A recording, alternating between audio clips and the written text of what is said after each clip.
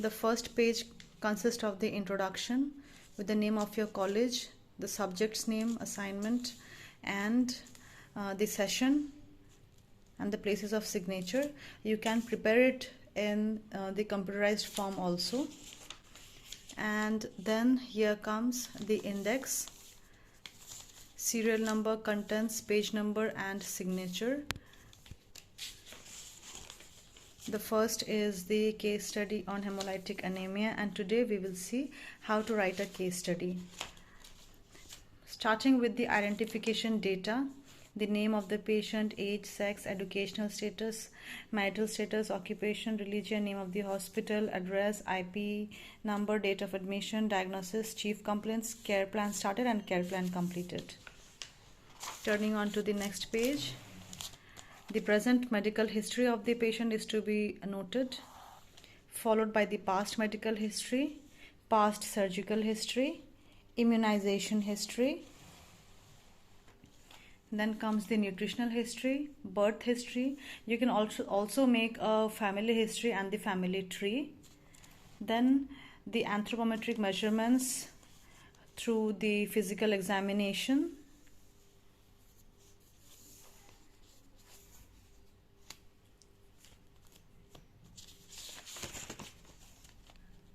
Next, the main thing of the case study is the disease aspect. Start with the introduction.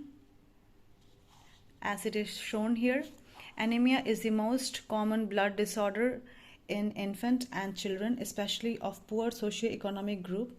Anemia is defined as the reduction in the number and quality of circulating red blood cells when the hemoglobin content is below the normal level for particular age, resulting in decreased oxygen carrying capacity. RBCs and hemoglobin are normally formed and destroyed at the same rate, but when formation of RBC and hemoglobin is decreased and the destruction is increased, then anemia develops. The reason of splenomegaly and jaundice in many case studies patient is haemolytic anemia.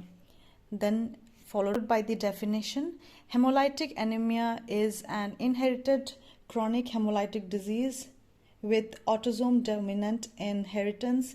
The basic defect is the deficiency of spectrin and aneirin.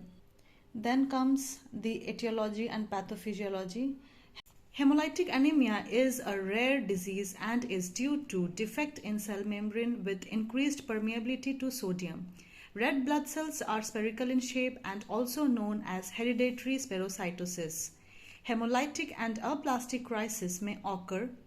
The disorder manifests in infancy and early childhood and is characterized by pallor, anemia, jaundice, and splenomegaly.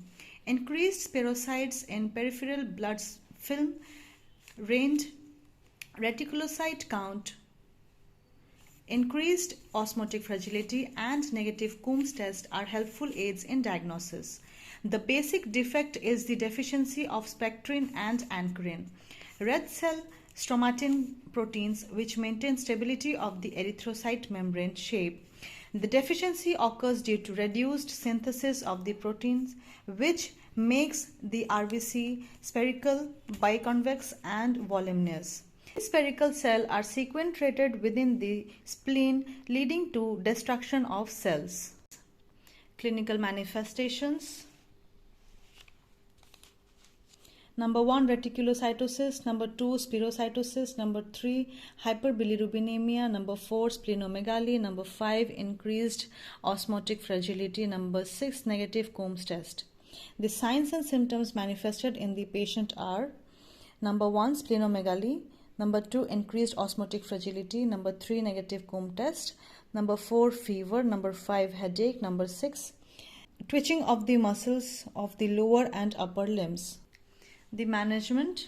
The effective treatment is splenectomy and should be delayed up to 6 years of age, but the complication which occurs post-surgery is post-splenectomy septicemia may be fatal. Therefore, symptomatic management before the surgical intervention, which had been done in exchange blood transfusion and folic acid supplementation. Next is the treatment which was given to the patient. Blood transfusion of 4 units, syrup ferrigem 2 teaspoon BD for 1 month, tap Fiton 1 tap BD for 1 month, and the nursing management according to the priority. First is alteration in comfort related to headache, alteration in nutritional less than body requirements related to less intake of food, alteration in comfort related to increased body temperature 101 degree Fahrenheit, alteration in comfort related to backache and twisting pain in the leg. Fluid volume deficit related to less intake of oral fluids, anxiety related to disease condition, anxiety related to financial problems, knowledge deficit related to disease condition, knowledge deficit related to personal hygiene. You can prepare a nursing care plan of this sort, and this is mandatory. It also comes for your examinations. The columns are assessment, nursing diagnosis, objectives and goals, intervention, rationale, implementation and evaluation. For example, this subjective data, patient's mother says, I am really worried about the child's sickness. Objective data, the patient's mother looks very depressed and anxious about the child's disease.